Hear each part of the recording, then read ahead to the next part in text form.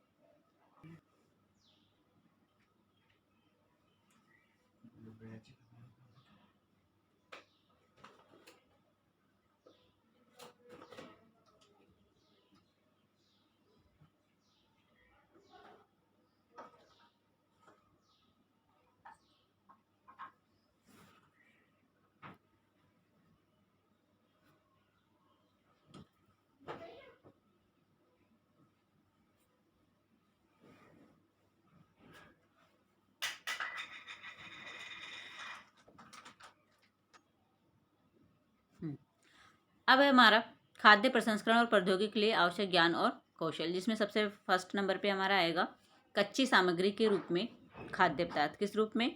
कच्ची सामग्री के रूप में खाद्य पदार्थ। देखिए, कच्ची सामग्री के रूप में ही हम सबसे पहले कोई भी खाद्य पदार्थ खरीदते हैं, उसके बाद हम कई प्रकार के प्रोसेस से निकलते हैं, जैसे कि न्यूनतम संसाधित खाद्य पदार्थ हैं, फिर संरक्षित खाद्य पदार्थ हैं, विनिर्मित खाद्य पदार्थ हैं, और फिर फार्मूलाबद्ध खाद्य पदार्थ हम कब तैयार कर पाएंगे?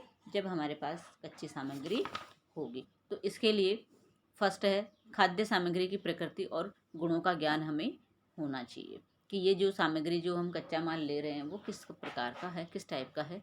तो वो गुण भी हमें होना चाहिए, इसका ऑब्जर्वेशन करने का ज्ञान भी हमें होना चाहिए। फिर कच्ची सामग्री की पोषक मात्रा और उसका विश्लेषण करने का कौशल। फिर थर्ड नंबर पे खाद्य पदार्थों की लागत, कीमत का ज्ञान भी हमें होना चाहिए कि जब कच्चा माल हम खरीद रहे हैं तो कच्चा माल हम कितने में खरीद रहे हैं, और जब ये बनकर के तैयार हो जाता है उसके बाद इसकी कीमत क्या आकी जा सकती है। तो इस प्रकार से कच्चा माल भी हमें उसी लागत पे खरीदना चाहिए कि मैन्युफैक्चरिंग यानी बनने के बाद उसका अच्छा फ़ायदा हमें मिल सके, अच्छी कीमत हमें मिल सके। फिर है रासायनिक, पेड़कनाशी, समय, नमी, ताप और संयोजी पदार्थों के प्रभाव का ज्ञान भी हमें होना चाहिए। नेक्स्ट है गुणवत्ता वाले खाद्य सामग्री के उत्पादन के लिए कच्चे खाद्य और संगठकों की गुणवत्ता के आकलन का ज्ञान एवं कौशल हमें होना चाहिए। नेक्स्ट है खाद्य स्वच्छता एवं सुरक्षा सुनिश्चित करने का ज्ञान एवं कौशल भी हमें होना चाहिए। फिर है समकालीन खाद्य उत्पादन के लिए सूचना प्रौद्योगिकी का ज्ञान। तो ऐसे करके है ये सारी चीज़ें हमारी किससे संबंधित है? ये पूरा कि कच्ची सामग्री के रूप में जो हम खाद्य पदार्थ खरीद रहे हैं उनसे संबंधित सारी जानकारी हमारे पास होनी चाहिए। फिर है हमारा नेक्स्ट है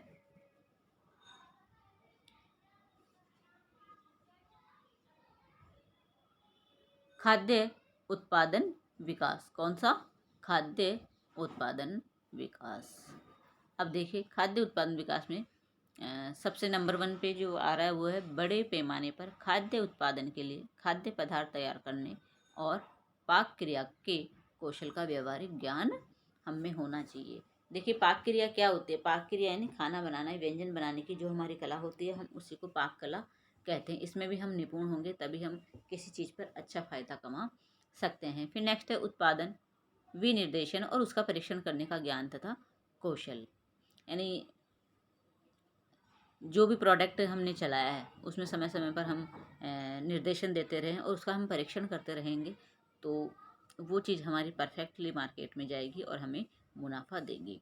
इसलिए इसका कौशल भी हमें होना चाहिए, स्किल्स हमारी होनी चाहिए, कैपेबिलिटी हमें होनी चाहिए। नेक्स्ट है विश्लेषण विवरण के अनुसार खाद्य पदार्थों के गुणवत्ता नियंत्रण का प्रेक्षण और मापन कर सकने का ज्ञान। नेक्स्ट है उत्पादित खाद्यों का परीक्षण करके और स्वाद चखकर उनका आकलन करने का कौशल कि कोई से जो भी प्रोडक्ट हमने तैयार किया है क्या वाकई में ये अच्छा है, स्वादिष्ट है। क्योंकि हर चीज़ फायदे हम बाद में देखते हैं, लेकिन सबसे पहले किसी भी खाद्य पदार्थ का क्या देखते हैं, हम टेस्ट देखते हैं। टेस्ट यदि अच्छा होता है तो हम उसको अधिक लाइक करते हैं। फिर है उत्पादित खाद्य पदार्थों प्रौद्योगिकी पद्धतियों और विनिर्माण तंत्र तथा उनका नियंत्रण का कौशल। विपणन योग्य तैयार उत्पाद व लेबल लगाना और उस पैक करने का ज्ञान एवं कौशल। संकट विश्लेषण, संकट पूर्ण महत्वपूर्ण नियंत्रित बिंदु का ज्ञान हमें होना चाहिए। फिर हमारा जो थर्ड नंबर पे हमने जाना था वो है रेसिपी विकास। अब देखिए पाक क्रिया कौशलों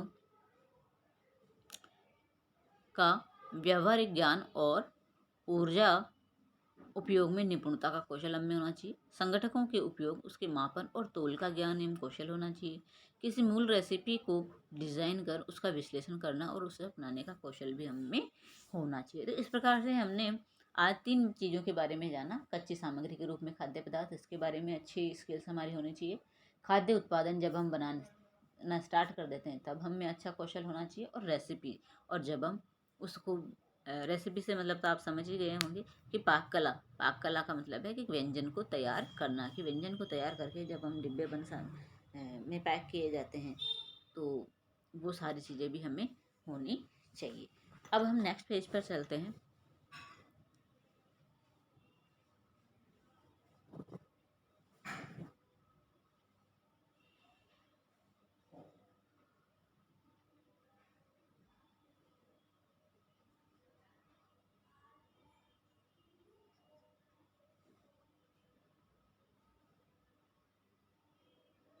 अब देखिए अगले पेज पर क्या दिया हुआ है, रेसिपी विकास, यानी खाद्य प्रसंस्करण और प्रौद्योगिकी के लिए आवश्यक ज्ञान और कौशल किस प्रकार से होने चाहिए। खाद्य पदार्थों को संभालने और काम में लाने का कौशल हमें होना चाहिए। स्वच्छता और सुरक्षा मापदंडों के अनुरूप खाद्य उत्पादन का कौशल हमें होना चाहिए। खाद्य उत्पादन से संबंधित औजार और उपकरणों का सावधानी पूर्वक प्रयोग करने का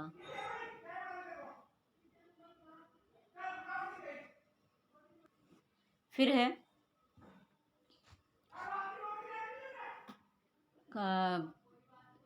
खाद्य पदार्थों को संभालने और काम में लाने का कौशल। स्वच्छता और सुरक्षा मापदंडों के अनुरूप खाद्य उत्पादन का कौशल। खाद्य उत्पादन से संबंधित औजारों और उपकरणों का सावधानी पूर्वक प्रयोग करने का व्यावहारिक ज्ञान एवं कौशल। उपभोक्ता की आवश्यकताओं के अनुसार उत्पादों को बनाना और नए नए डिज़ाइन बनाने का कौशल। नेक्स्ट है समकालीन उत्पादन के लिए सूचना प्रौद्योगिकी के उचित उपयोग का कौशल। खाद्य प्रसंस्करण एवं प्रौद्योगिकी के क्षेत्र में जीविका के लिए तैयारी करना। फिर है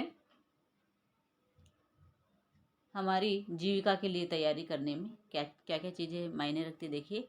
खाद्य प्रसंस्करण एवं प्रौद्योगिकी एक बहुत ही विस्तृत क्षेत्र है। इस उद्योग में खाद्य पदार्थों का निर्माण, संसाधन, शोध और विकास, जैसे कि वर्तमान खाद्य उत्पादों में सुधार, नए उत्पादों का विकास, उपभोक्ता तथा बाजार संबंधी शोध तथा नई प्रौद्योगिकियों का विकास करना होता है। इसके अतिरिक्त खाद्य गुणवत्ता तथा सुरक्षा को सुनिश्चित एवं नियंत्रित करना, लाभप्रद खाद्य पदार्थों के उत्पादन करना तथा नियामक मामलों की देखरेख भी इसी क्षेत्र के अंतर्गत आती है। इस क्षेत्र में जीविका कमाने के इच्छुक व्यक्ति खाद्य प्रौद्योगिकी की किसी भी एक शाखा में विशेषज्ञता प्राप्त कर सकते हैं, जैसे पेय पदार्थ, डेयरी उत्पाद, मांस और मुर्गी पालन, समुद्री खाद्य, वसा और तेल। अब है स्थायी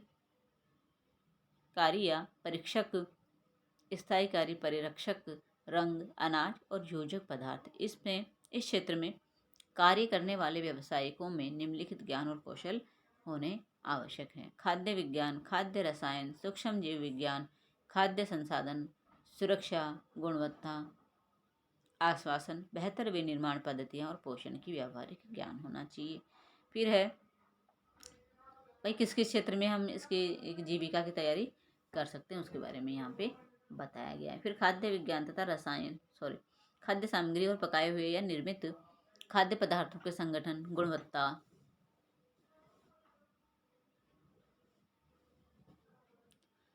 सुरक्षा, विश्लेषण का ज्ञान एवं कौशल, विभिन्न प्रकार की सामग्रियों तथा बड़े पैमाने पर खाद्य निर्माण और खाद्य उत्पादन में उनके उपयोग का ज्ञान। अब है उत्पादन विनिर्देशन और खाद्य उत्पादन के विकास का कौशल। संवेदी मूल्यांकन का कौशल। औद्योगिक पद्धतियों, कार्य प्रणाली नियंत्रण, वितरण प्रणालियों तथा उपभोक्ता क्रय पैटर्न को समझने का कौशल। फिर है खादों को पैक करने और उन पर लेबल लगाने का ज्ञान एवं कौशल। उत्पादन रूपरेखा डिजाइन की सहायता के लिए सूचना प्रौद्योगिकी के उपयोग की योग्यता। खाद्य उत्पाद बनाने तथा पाक क्रिया का कौशल एवं ज्ञान। डिजाइन तैयार करने, उसका विश्लेषण करने तथा अनुसरण करने और रेसिपी के अनुकूलन का कौशल।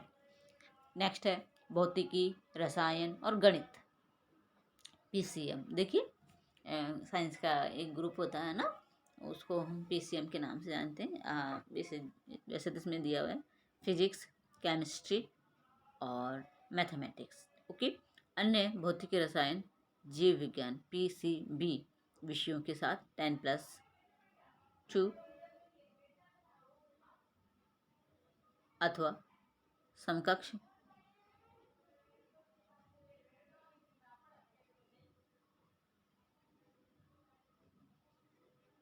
परीक्षा पास करने के बाद कोई भी व्यक्ति विभिन्न राज्यों के विभिन्न खाद्य शिल्प अनुप्रयुक्त विज्ञानों के महाविद्यालय में कम अवधि के सर्टिफिकेट पाठ्यक्रम, शिल्प और डिप्लोमा पाठ्यक्रम के लिए प्रवेश प्राप्त कर सकते हैं। ऐसे ही एक संस्थान केंद्रीय खाद्य प्रौद्योगिकी शोध संस्थान CFTR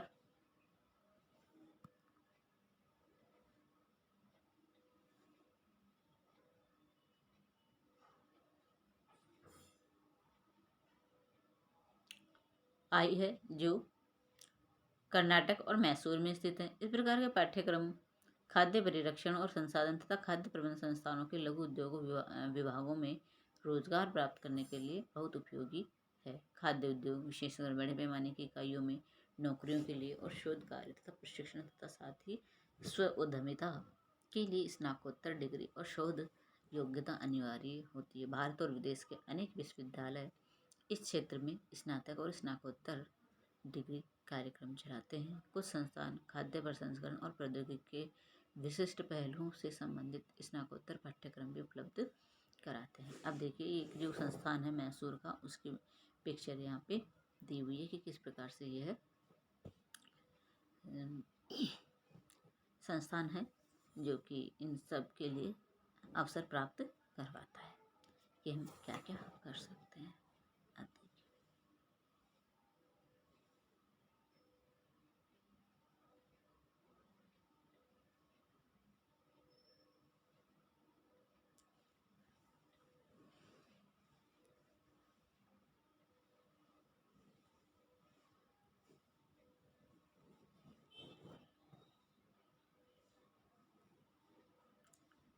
अब आगे हम जानेंगे इसके क्षेत्र के बारे में, तो नेक्स्ट पेज पर हम चलते हैं।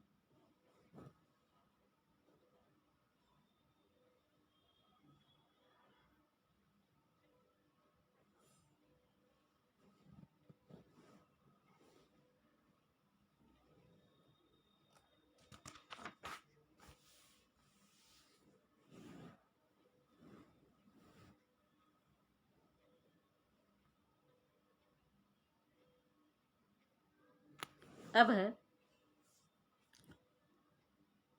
खाद्य प्रसंस्करण एवं प्रौद्योगिकी का कार्य क्षेत्र।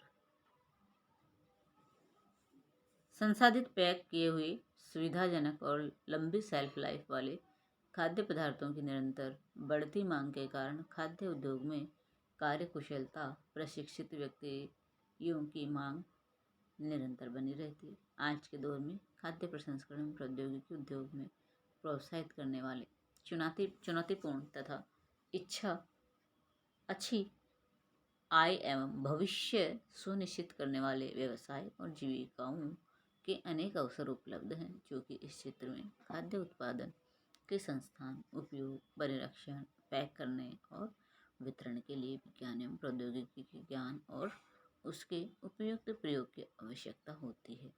अतः यह क्षेत्र विविध प्रकार की विशेषताओं को भी समावेशित करता है। सभी प्रकार के खाद्य उद्योगों, गुणवत्ता नियंत्रण विभागों, होटलों, अस्पतालों, लेबल लगाने और पैक करने वाले उद्योगों,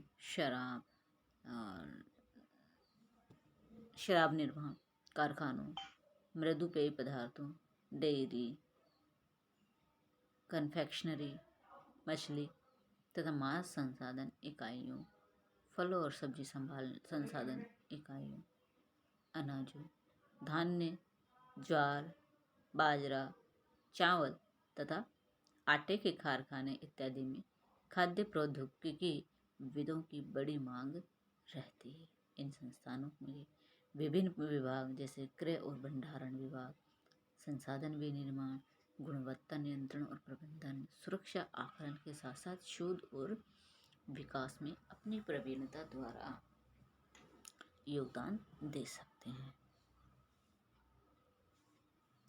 अब देखिए जीविका के हमारे सामने अवसर क्या क्या हैं।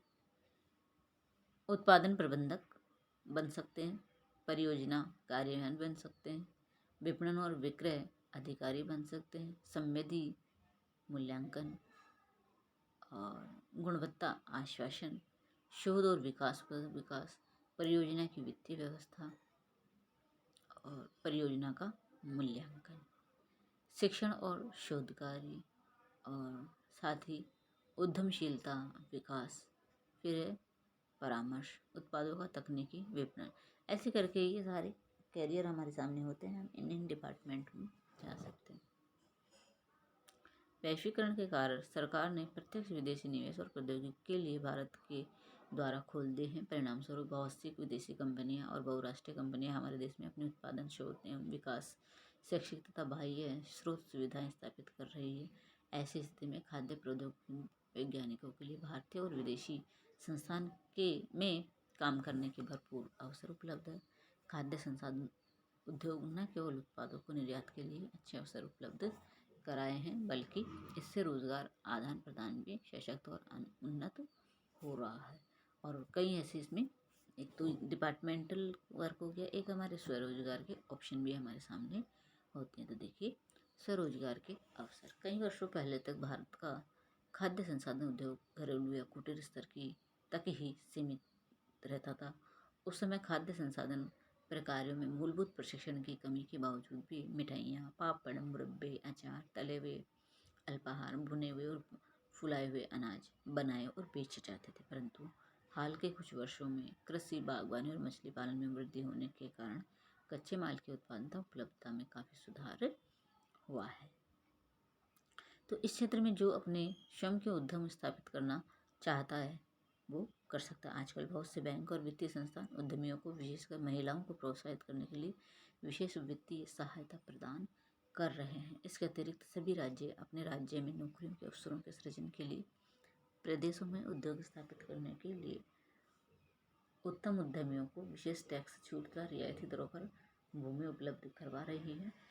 और खाद्य प्रसंस्करण एवं प्रौद्योगिकी के क्षेत्र में स्वरोजगार का बहुत ही अधिक प्रौद्योगिकी उन्मुख और बड़े स्तर पर निवेश